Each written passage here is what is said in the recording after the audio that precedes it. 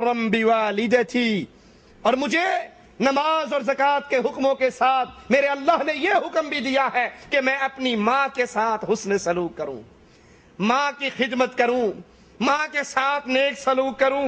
وَلَمْ يَجْعَلْنِي جَبَّارًا شَقِيًّا، اور اس نے مجھے سرکش نہیں بنایا، بدبخت نہیں بنایا۔ مجھے یہ حکم دیا ہے جہاں نماز کا، جہاں زکوٰۃ کا، وہیں یہ مجھے حکم دیا ہے کہ میں اپنی ماں کے ساتھ اچھا سلوک کروں، ماں کی خدمت کروں، ماں کے ساتھ نیک معاملہ کروں۔ سلیمان علیہ السلام کا ذکر سنیے، فَتَبَسَّمَ ضَاحِكًا مِّن قَوْلِهَا وَقَالَ رَبِّي أَوْزِعْنِي أَنْ أَشْكُرَ نِعْمَتَكَ الَّتِي أَنْعَمْتَ عَلَيَّ وَعَلَى وَالِدَيَّ۔ کیڑی کی بات سن کر، چیونٹی کی بات سن کر سلیمان علیہ السلام مسکرا کے ہنس دیتے ہیں اور دعا کرتے ہیں، اے اللہ تو مجھے توفیق دے میں تیری نعمتوں کا شکر ادا کروں جو اے اللہ تو نے مجھ پر نعمتیں کی اور میرے ماں باپ پر نعمتیں کی۔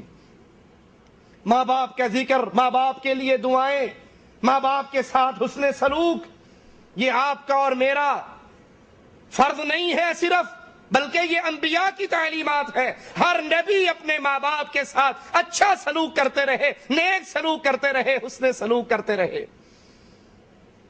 نوح علیہ السلام کی دعا پہ غور کیجئے، قال رب اغفر لی ولوالدی ولمن دخل بیتی مؤمنا، اے اللہ عز و جل تو مجھے معاف کر اور میرے والدین کو، اور جو ایمان لا کر میرے گھر میں داخل ہو جائے ہم سب کو معاف کر دے۔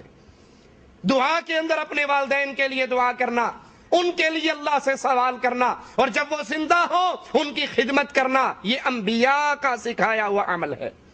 ابراہیم علیہ السلام ابو الانبیاء ہیں، اللہ کے عظیم پیغمبر ہیں، عظیم نبی ہیں، اور جس طرح یہ نبیوں میں بڑے عظیم نبی ہیں، اسی طرح ان کا باپ عام کافر نہیں تھا، کافروں کے اندر بہت بڑا سردار تھا۔ کئی طرح کا کفر ابراہیم علیہ السلام کے بابا میں جمع تھا۔ وہ صرف بتوں کا پجاری نہیں تھا، بت تراشتا بھی تھا، بت فروش بھی تھا، بتوں کو بیچ کے حرام کی کمائی بھی کھاتا تھا، ان کی عبادت بھی کرتا تھا۔ طرح طرح کے کفر اس کے اندر موجود تھے۔ مالک کا کلام سنیے، وَاذْكُرْ فِي الْكِتَابِ إِبْرَاهِيمَ إِنَّهُ كَانَ صِدِّيقًا نَبِيًّا، اس کتاب میں ابراہیم علیہ السلام کا قصہ بیان کرو، بے شک وہ بڑے سچے نبی، بڑے راست باز، بڑی سچی بات کرنے والے۔ اذ قال لأبيه يا أبتي لم تعبد ما لا يسمع ولا يبصر ولا يغني عنك شيئا يا أبتي إني قد جاءني من العلم ما لم يأتك۔ اپنے باپ کو اس کفر، اس بت فروشی کے حال میں دیکھ کر، بت پرستی کی کیفیت میں دیکھ کر اپنے باپ سے خطاب کرتے ہیں۔ کیسے؟ اذ قال لأبيه، جب ابراہیم نے اپنے بابا سے کہا، یا ابتی، ابا جان، پیارے ابا، پیارے ابو، بڑی میٹھی عبارت، بڑے پیار کا جملہ، بڑا میٹھا انداز۔ حقیقت میں ان کا باپ کافر تھا، طاغوت تھا، بت فروش تھا، بتوں کا پجاری تھا، لیکن یہاں جملہ باپ ہونے کا ناطہ، باپ ہونے کا رشتہ تو باقی تھا، اگرچہ وہ کافر تھا لیکن اس سے سلوک وہ کر رہے ہیں جو بیٹا ایک باپ سے کرتا ہے۔ کہتے ہیں، ابا جان ان کی پوجا کیوں کرتے ہو جو سنتے نہیں ہیں، جو دیکھ نہیں سکتے، جو آپ کی کوئی مدد نہیں کر سکتے؟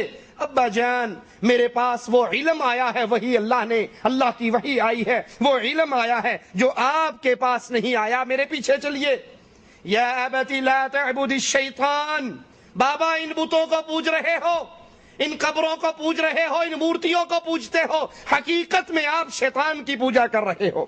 یا ابتی انی اخاف ان یمسک عذاب من الرحمن، اے بابا جان، ابو جان، میں ڈرتا ہوں اگر آپ یہی شرک کی کیفیت میں رہے، انہی بتوں کو پوجتے رہے، خود پتھر اٹھا کر ان کو تراش کر ان کی شکلیں مورتیاں بنا کر پھر ان کے سامنے ہاتھ باندھ کر رکوع و سجدے کرتے رہے، تو ابا جان ڈرتا ہوں اس شرک کی وجہ سے کہیں آپ اللہ کے عذاب کی پکڑ میں نہ آ جائیں۔ اپنے باپ کو دعوت دے رہے ہیں، اپنے باپ کو سمجھا رہے ہیں، توحید کا عقیدہ ان کے سامنے رکھ رہے ہیں کہ یہ نہ سننے کے قابل، نہ بولنے کے قابل، نہ مدد کرنے کے قابل، یہ عبادت کے لائق نہیں ہے، عبادت کے لائق ایک اللہ عز و جل ہے۔ جواب میں باپ بیٹے کی اتنی میٹھی گفتگو سن کر، اتنے پیارے جملے سن کر، یا ابتی کی گردان سن کر، باپ کا انداز کیا ہے؟ قال اراغب انت عن آلہتی یا ابراہیم، اے ابراہیم کیا تو مجھے میرے خداؤں سے بدزن کرنے کے لیے آیا ہے، میرے الہوں سے دور کرنا چاہتا ہے؟ یہ میرے الہ ہے، یہ مشکل کشا ہے، یہ حاجت روا ہے، یہ غوث اعظم ہے، یہ بگڑی کرنے بنانے والے ہیں، یہ اولاد رزق دینے والے ہیں، ان کے ہاتھ میں سارا اختیار ہے۔ تو جو دین لے کر آیا ہے یہ تو مجھے میرے الہوں سے، میرے مشکل کشاؤں سے، میرے حضرتوں پیروں بزرگوں سے دور کرنے والا ہے۔ لئن لم تنتہی لأرجمنک، اگر تو باز نہ آیا میں تجھے پتھر مار مار کے ہلاک کر دوں گا۔ وَاہْجُرْنِی مَلِیًّا، میری نظروں سے دور ہو جا، میں تیرا چہرہ دیکھنا نہیں چاہتا۔ بیٹے نے بڑے پیار سے گفتگو کی، لیکن باپ مارنے کی بات کر رہا ہے، گھر سے نکال رہا ہے۔ ابراہیم علیہ السلام کو اب کیا کرنا چاہیے تھا؟ اتنا کچھ سن کے یہ کہنا چاہیے تھا کہ اصل میں غلطی میری ہے جس میں نے آپ کے ساتھ نرم بات کی، میٹھا انداز اختیار کیا۔ آپ کافر ہو، آپ بت پرست ہو، آپ بت فروش ہو، آپ بت پرست ہو۔ نہیں، کسی کا باپ بھلے کافر ہو، بھلے مشرک ہو، بھلے بے دین ہو، بھلے بے نماز ہو، وہ اللہ کا دشمن بھی ہو، ٹھیک ہے یہ اللہ کا باغی اور دشمن ہے، لیکن ایک بیٹے کے ساتھ باپ کا رشتہ تو ہے، باپ کا عدم احترام تو رہے گا۔ اتنی باتیں سننے کے باوجود قتل کی دھمکی، گھر سے نکال دینا، یہ سارا سننے کے بعد ابراہیم علیہ السلام اپنے بابا کو خطاب کر کے کہتے ہیں سلام علیک۔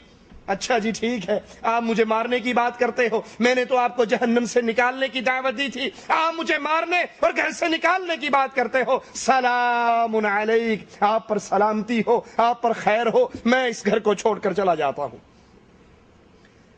اگر آپ کے والدین اہل ایمان نہیں ہیں، اہل توحید نہیں ہے، یہ شریعت اسلام پھر بھی ان والدین کے ساتھ بدسلوکی کا، بدتمیزی کی اجازت نہیں دیتی کہ آپ ان کے ساتھ گندی زبان، رف زبان استعمال کریں۔ ہاں، اگر وہ آپ کو کفر اور شرک کی دعوت دیں، آپ نے اس کو تو نہیں ماننا، لیکن زبان، انداز بولتے ہوئے یہ خیال کرنا ہے جس سے میں بات کر رہا ہوں وہ میرا باپ لگتا ہے۔ اور یہی طریقہ، یہی انداز تمام اصحاب کرام رضوان اللہ علیہم اجمعین کا تھا۔ بڑے عجیب قصے ہیں ان کے ماں باپ کے ساتھ نیکی کرنے کے اور نیک سلوک کرنے کے۔ عبداللہ ابن عمر رضی اللہ عنہما اپنے بابا عمر سے بڑی محبت کرتے تھے، بڑی ان کی خدمت کرتے تھے۔ ان کی یہ نیکی، ان کا یہ احسان ان کے مرنے کے بعد بھی جاری رکھا۔ یہ نہیں کہ باپ مر گیا تو معاملہ ختم ہو گیا، مرنے کے بعد بھی اپنے والدین کے ساتھ نیک سلوک کرتے تھے۔ اللہ رحم فرمائے آج کے نوجوان پر اور ہدایت عطا فرمائے۔ زندگی کے اندر ماں باپ کے ساتھ برا سلوک ہے، کبھی بیوی کی وجہ سے ماں کے ساتھ بدتمیزی کرتا ہے، کبھی بیوی کی وجہ سے باپ کے ساتھ بدتمیزی کرتا ہے، کبھی دوستوں کی وجہ سے باپ کے ساتھ برا سلوک کرتا ہے، کبھی ان کو گھر سے نکال دیتا ہے، کبھی ان کے ساتھ زبان درازیاں کرتا ہے۔ افسوس ہے ایسے بد نصیب انسان پر جو ماں باپ کی قدر کو نہ سمجھ سکے۔ اور ادھر میرے نبی کے صحابہ مرنے کے بعد بھی اپنے ماں باپ کے احسان کو یاد رکھتے، ان کے ساتھ اچھا سلوک کرتے۔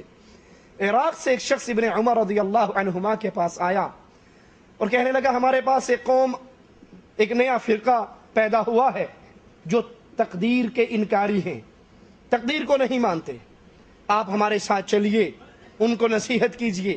ابن عمر رضی اللہ عنہما فرماتے ہیں میں اس قابل نہیں کہ صبر کر سکوں، میں اس قابل نہیں کہ میں صبر کر سکوں، لیکن بتا دینا انہیں کہ ابن عمر تم سے بری ہے، ابن عمر کا تمہارے ساتھ کوئی تعلق نہیں۔